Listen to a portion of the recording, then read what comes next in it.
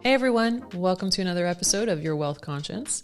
Today I have my guest Jennine Yool, mortgage agent, and we are going to be talking about debts, mortgages, interest rates, given we are at all-time lows, and some tips and things to think about on how we get ourselves in control and on our way to building that wealth.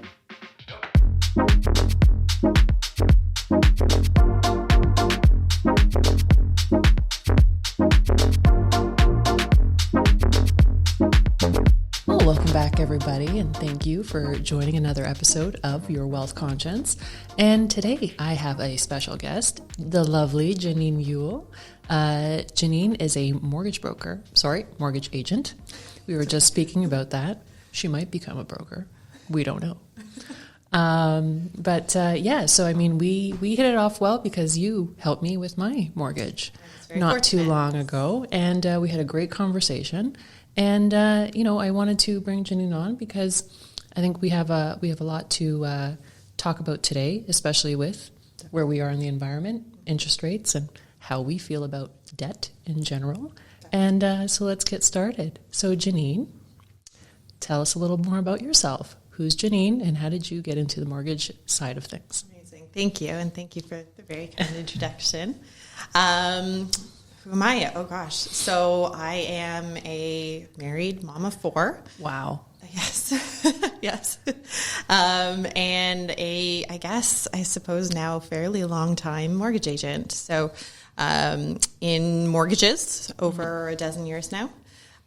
Started my career right out of university. I was at RBC initially. They were amazing, gave me an opportunity. Technically, it was even before I graduated. I was newly engaged and, trying to get off on that right foot financially and start that stable adult life, I guess you could say, in my early 20s. So RBC, they gave me a shot. I was an account manager, which is basically when you walk into your branch, there is, you ask to sit with someone because you need to either open a savings account, or you need a new credit card, or you want a mortgage, all of these things. I was kind of that jack of all trades. I was that, first fresh face that you saw. Yeah. And we both share that in the beginning of our finance years for sure. And it's funny. I actually find that's a really common trend, a really common thread. I find a lot of my colleagues who are in mortgages started at the branch level in the banks. And that was sort of what got them at least interested in that world. I don't know if I ever sat down one day and thought, oh my goodness, I think I want to be a mortgage agent. But it just kind of snowballed. So as I said, I started at RBC. I was there for 18 months or so when I found out I was pregnant with our oldest, who is our son. He is now 11 and almost 11 and a half. My goodness. Yeah. early tween years. Yeah. Oh, it's, I still am at a loss. I don't know how I have a preteen at this point in my life. It just doesn't seem real, but we are where we are. And he's a great kid. Here I was, early 20s, newly married with a baby on the way, and trying to understand, what this next season of my life was going to look like. I had, I suppose I sort of accredit to where I am with my professional life to a gentleman who was kind of a friend, and it was actually just someone we knew. My husband and I knew mutually. He was in mortgages. He was a mortgage agent and had been for a while. And he was the birdie in my ear who just wouldn't stop. He would, very regularly tell me that I shouldn't be going back to RBC when I was finished my maternity leave. He was like just constantly kind of nudging. RBC, plug your ears. Yeah. I love RBC. No hard feelings at all. It was a great place to start my career, but his attitude was, you should be in sales. You are meant to be in sales. You have that foundational knowledge, and there's just so much more room for upward mobility with where you want to be. And I just, I shut him down so hard for so long. I really did. he was this just constant, like every time I saw him. So what, have you signed up for the course yet? Like, what are you doing? And I put him off, and I was like, Matt, this is crazy. I am, I have a new baby. We have a mortgage. We've still got student loans. There was just, I couldn't see any scenario where that was the smart decision. But lo and behold, I ended up, basically, I had this little newborn at home who was very, very colicky for about the first 6.5 months of his early life. But once we got over that hurdle, as per kind of usual, I got very bored being at home and, nap times, like I didn't know what to do with myself. And I'm not very good at sitting still. I never have been. Yeah. And I think that's an important trait, especially when you're starting off in motherhood, but you've got these ambitions and you've got these, what drives you. And I mean, motherhood is fantastic. And I see more and more that, you've got the young moms or the ones that are entering into the workforce after years of focusing on motherhood. Right. But there's always that desire to want to do more, know that you can offer something outside of that. Yes. Yeah. That was very much me. And it's funny you say that. I remember there was a great, really amazing woman who I've looked to. She was really great friend for many, many years. We've drifted slightly, but she still has had much influence in my life. And I remember her saying when she was a young mom and we were raising babies around the same time, and she actually worked at TD and she's been very, very successful. And she said to me, and this is rung so true, and I've remembered this from that conversation, she said, I'm a better mom for working.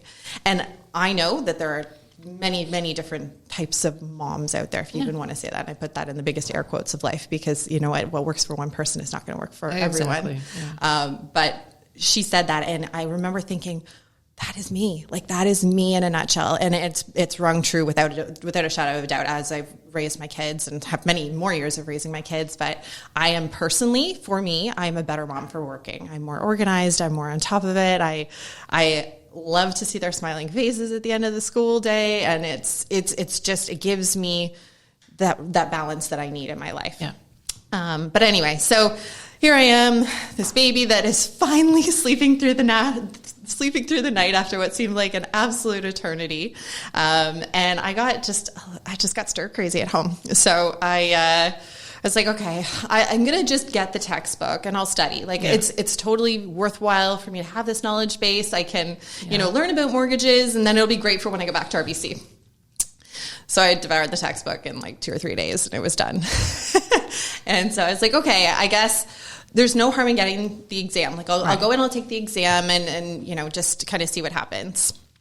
Took the exam, passed. But then, of course, Matt, my, I guess, quasi-mentor early on, he says, well, you have to have your license placed somewhere. Like, you actually have to, you can't just have it stay. Like, use it or lose it. Exactly. Yeah. That's exactly it. Yes. Yeah. And so he's like, you're just going to park it at my brokerage. And, you don't have to do anything with it, but it has to go somewhere. And I'm like, okay, fine. Meanwhile, of course, in the background of all of this, life is still going on. And, I had a few people who were wonderful friends and family who sought me out to like, oh, well, we heard you're now a mortgage agent. Like, can you do our mortgage? And I was like, I don't know anything about this. Like, not really. I mean, I'd done a little bit at the bank, but it was really dabbling at best, I would say. And so I was like, okay, I guess so. Never, the people pleaser in me, obviously never wanting to say no. Anything is possible, Jennine. Yes. Remember. Yes. That's the mantra of everyone. Anything is possible. And that's how it started. Yeah. And it kind of snowballed from there. So I've never really made a conscious decision. Oh, I think I'm going to be a mortgage agent. It just sort of happened. Yeah. And I wish I could say that that's, it's not some super inspirational story. Like, I woke up one morning and had this epiphany and wow, I'm going to do this with my life. It wasn't. But what I can say is that by the time I was set to go back from mat leave, I had already developed a successful enough client base that all of a sudden it was like, I can't imagine going back at this point. Right. And so here I am, this mom with a new babe at home, and I'm thinking, okay, this gives me the flexibility to continue to work from home and have a little one. It gave me that balance to a degree. And there was days that it was crazy. And then, because it wasn't crazy enough, I decided to add 3 more children to the mix. Listen, when it works, it works. I'm pretty fortunate. They're great kids. I am super, super blessed. Well, I think there's an important piece there as well, that your partner is equally supportive, and yes. Right, you guys. To me, I find if you're always on that same page, and communication is there, you're very much building your own little household enterprise, right? Your own little empire within what you need to do from the working perspective. Without a doubt. Yeah. And it's been a moving target. And I think my husband would echo that. It's been, our life has transformed as years have gone on, and he's got I've been very fortunate. He's done very well, and he's been highly successful, and I'm allowed to brag a little bit about him because, he's my husband. He and I, the dynamic, I think that we have sort of, I don't even want to say achieved, because it is, as I said, such a moving target. Yeah. I'm really fortunate to have a very supportive partner, because, early on it was, especially when we had 4 very young children, like we had, my son is, as I said, 11 and a half, and our youngest daughter 6. So we had them all. I had 4 under 5 and I had all 4 and under 5.5 years. Which, hey, that's crazy. I love it. It's great. It's the chaos I adore. But certainly, if in those early years, I think there was, if I'm totally transparent about it, I think there was a lot of transition that we went through in terms of just what our new house was going to look like, and it's always a growing experience. You got to kind of take it as it comes, right? Definitely. I think the worst thing you can do is dig your heels in and be like, I need it this way. And when you're doing that, you're not acknowledging what's going on around you. Definitely. Right? So being open and almost at a level of surrendering to just, okay, this is what it needs to be. We're just going to get through this hump and then look at what's next, right? That's right. Yeah. And I think for us, having that partnership, I think, was really key. Yeah. And as I said, I'm very fortunate that, I've had a spouse who has, supported me and been very, he's always been my, greatest, cheerleader, I guess you'd say. He's been very, very, willing to try and help me and assist me in excelling in my career, which I'm really grateful for. And I know that that's not always the situation. Yeah. Well, I feel like that's something that we all want to strive for, right? That's... Yeah, you know what? Imperfect, but doing our best. I don't think perfection's the key, though. It's being able to accept, right? I think acceptance is the key more than perfection. I would agree. And honestly, I think that's something that in my adult life, I probably personally had the biggest, that's been a challenge of mine. I am the ultimate perfectionist to a fault, I would say. And so finding that right ground of being real and just authentic and living and recognizing, perfection, as much as we may strive for it, it's not always a healthy thing to strive for when it's done to the extreme. So it's finding that balance. And I think this is what really drew me to you. And when I was introduced to you is like, we both come from, different roles, but we've both understood that, I'm coming to you and I'm like, geez, Jennine, I don't know if this is going to work. Like, you tell me. I'm just going to you had this. We were good. Close my eyes and be like, and coming from the finance side, again, I think there's a misconception of people thinking, well, you've been in banking for so long, like you should know how to do things. And yes, I do know how to do things. Life happens and you're put in situations sometimes where you're like, I'm a work in progress right now, and this is what I need to do. This is what I'd like to be in that situation. Is there a way? And I think you just completely hit the nail on the head in terms of where I'm at in my professional life, and I think where you probably are as well. It's looking to the people in your life, recognizing that you're not going to be an expert in everything. Right. And looking to the people who are experts and recognizing that opportunity to learn from them and to, leverage them and allow them to really influence in the best way possible. So, because we are our own worst critics at times, clearly. Right here. But I mean, getting on that topic and, you know, helping me out with putting together the mortgage and structuring in a certain way. And I did have, you know, I had clearly outlined because I know from, you know, several years, and I've been in the industry now for almost 20. And, you know, the first 7 was similar to you in retail banking. So lending, you know, financial advisor, things of that nature. I saw the patterns of the constant and the regular clients that would come to me, especially on the lending side. And I knew like, I just didn't want to be that repeat person. Right. But I also didn't want to be in a position where I feel like I was going to overextend myself from a mortgage perspective. Right. And even though the interest rates are really low right now, and that's fantastic for half the people, I want to say, on the spectrum, you know, we're living in an environment right now where it's high contrast. Yes. So you've got people that are severely feeling the impacts of COVID and, you know, pressures of earning an income and balancing the current debts that they find themselves in. Yes. And you've got the other side of the spectrum where their income was not disrupted. Right. And in fact, they can use this as an opportunity to either, you know, acquire assets with low borrowing, but also maybe getting their debt under control. But I think that's both ways. So even if you are under pressure from an income perspective, you can use this to your advantage,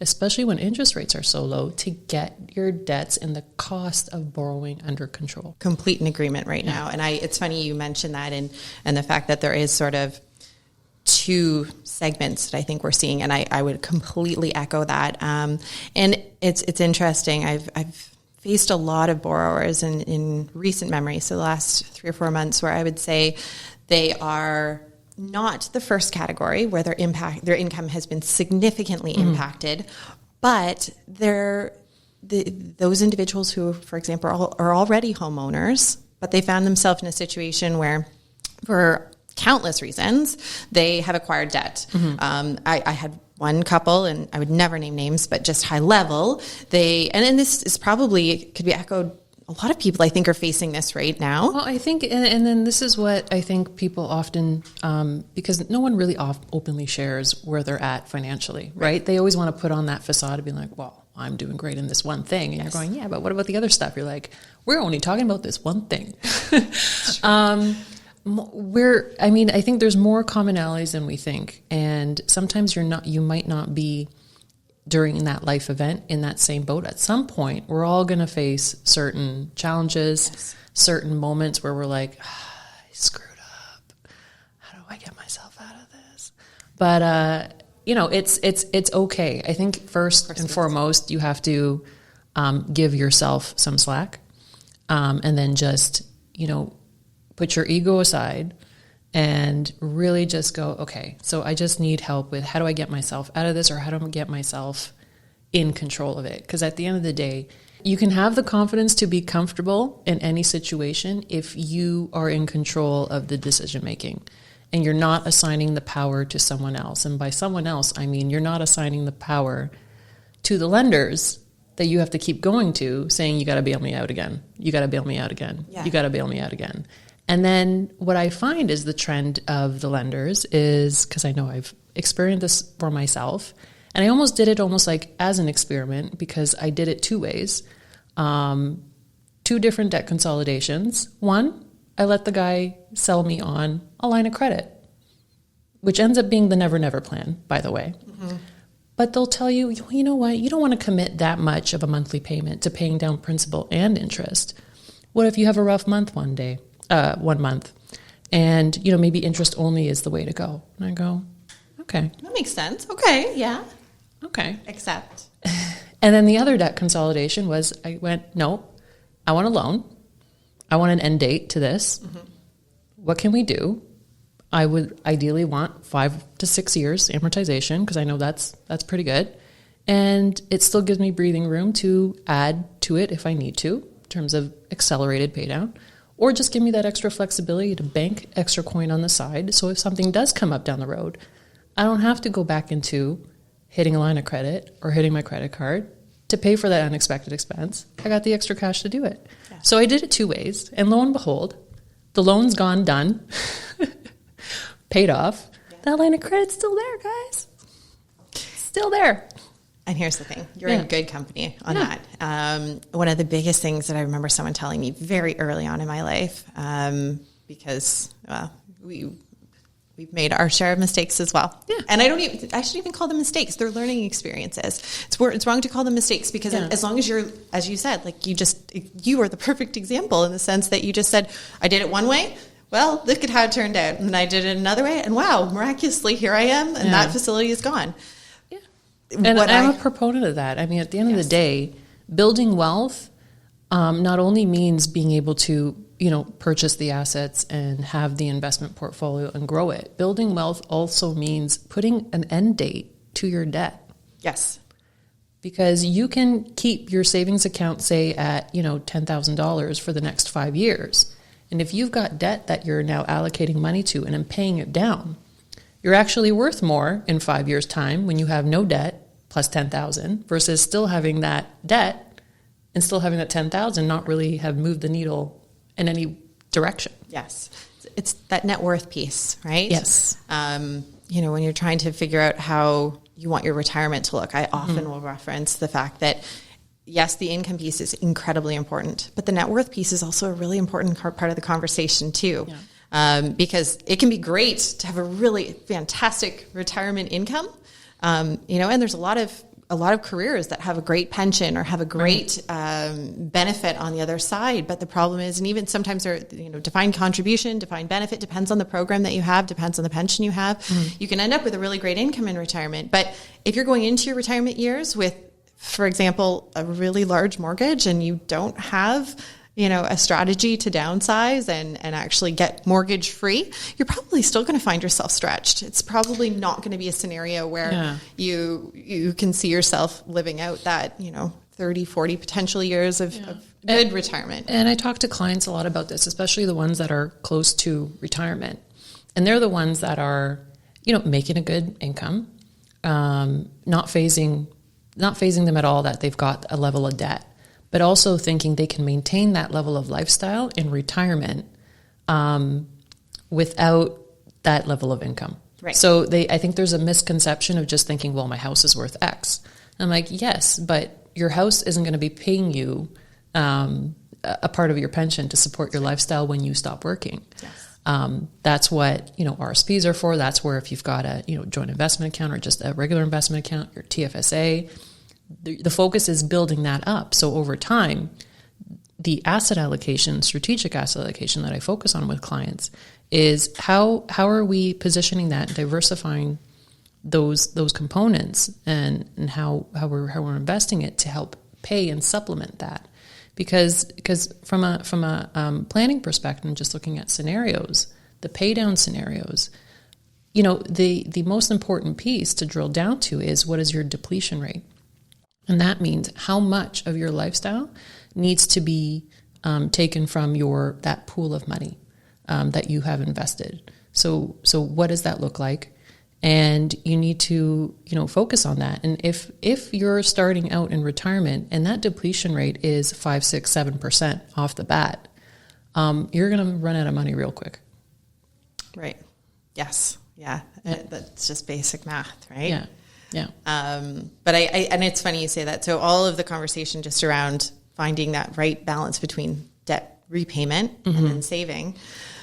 Right now, as we were talking about, there's never been a better time to, if necessary, get that fresh start.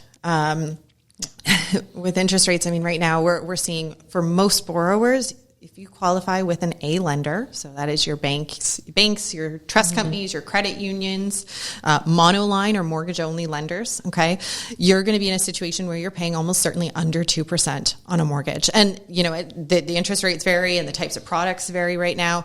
But in certain instances, I'm under 1.5% for a mortgage, which, like I said, I've been in mortgages for over a decade, and I never in my wildest dreams imagined that I would be selling mortgages at rates that we're seeing today. And those are fixed rates too. There's not even variable to say it might go up. Right. It's a fixed rate. Yes. Yeah. And for 5 and even 7 year terms, we're well under well under 2% with most borrowers these days. Yeah, and this is the key, because the idea is you're going to consolidate, if you're going to look for a refinance, there's room and there's equity in your home, because again, these valuations are crazy. They are. Yeah. Take advantage. Don't be the repeat refinancer every year that I used to see when I used to work at the bank, because the banks love you. However, they love you for the wrong reasons. Your house should never be a bank machine. Pretty much. If I'm allowing a client to do that, I am doing them an absolute disservice. I should never, as a mortgage professional, be allowing my clients to, and here's the thing, this is where that advice piece comes in. I will never advise a client to continually pull equity from their property. That's not a way to maintain a lifestyle. Correct. Right? So, and again, these are the conversations I used to have even at the branch, going, okay, guys, we're back here almost a year to the date, and you want another refinance. Right. So I'm going to free you up, $300, $400, $500 of cash flow every month. We're going to go ahead and start investing that, because there's no reason for you to be back here next year doing the same thing. Yes, exactly. And that's the thing. I think there's what you just described. There's a difference between starting fresh. You know what? We all, unfortunately, and this is not a knock at the education system as a whole, but the one thing I don't think we do a spectacular job of is actually educating our kids on money. There's just, I don't think, enough coursework on it. There's just not enough teaching on it that we get as children and even adolescents and into our university or in our academic years here in Canada. But that doesn't mean that we shouldn't be learning about it. And so that's where I think as parents, I think I have a responsibility to my own kids. Starts from the home, I think. I definitely think it does. Yeah. Helping our kids understand, the impact of, our kids get an allowance, because I want them to understand the impact of, I've spent this money. It's now gone. Yeah. I want them to feel that and understand the bank of mom is closed. That's right. You bet it is. So I really think, that education piece is huge. But in saying that, sometimes it is necessary to start fresh. Sometimes we do make mistakes, or sometimes there is things that are unforeseen. I mean, this year, if nothing else has taught us that there is certain circumstances that are so beyond our control. Yeah. We couldn't have possibly foreseen them. If we'd been having this conversation a year ago, and you had said to me, Jennine, what do you think interest rates are going to do? And I would have said, in a year from now, I probably think we're going to be around 3% on a 5-year fixed rate mortgage. Here we are, like a year later, if we'd been talking last December versus today, and I would have said 3% today, I'm saying, oh, no, your rate is probably close to half of that. And that is literally not because of anything that I could have possibly projected, but because of what's gone on in the world right now. The pandemic has changed absolutely everything about what our current economy looks like. What interest rates are going to look like for the foreseeable future in all likelihood. And also a lot of people's situations. So, you know what, there's a lot of people right now that are in a situation where they had, I was kind of touching on it. So I had one set of clients that, they had renovated their whole house. Basically, they put funds on a line of credit, and then they were going to plan to refinance the funds into the mortgage to bring down the interest rate. We ended up doing that, I should say. We ended up doing that, and it worked, but the intention had actually been to use their bonuses. I apologize. They had planned, they knew they were in an industry, they both have really great, solid employment, and they were looking at, they're historically, okay, this is approximately how much we're going to be getting from bonus between our two positions. And that'll cover 80 or 90% of the renovation costs, and the rest, they were like, we've got a small line of credit, not a big deal. We'll have it paid off next year. Fast forward to this year, COVID hits, neither of them got a bonus. And all of a sudden it became, September rolled around, their year end's coming up, they're realizing, no, you know what?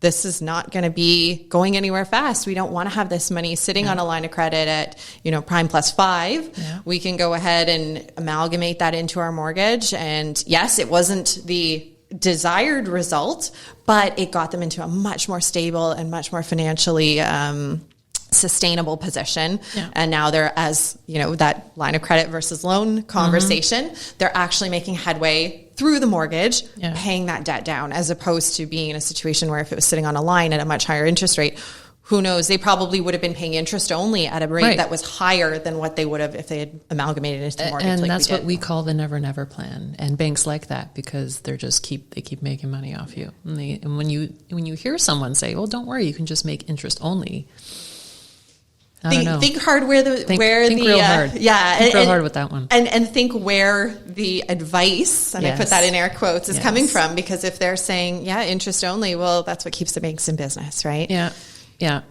So there you have it.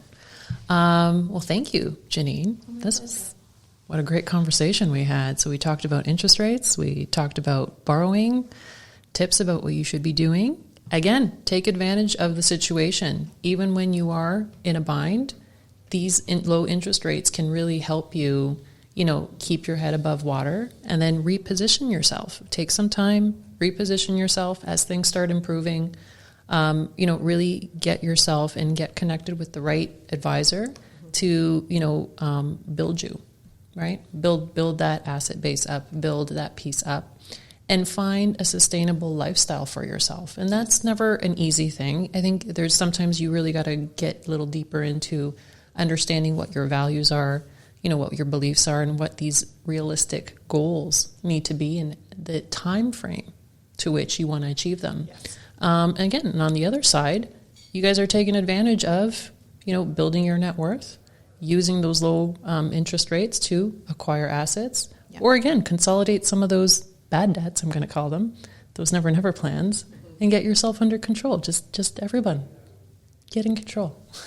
I couldn't agree more. And you know what? The one thing I'll say too, it's never been a better time, both from an interest rate perspective, but also heading into another new year.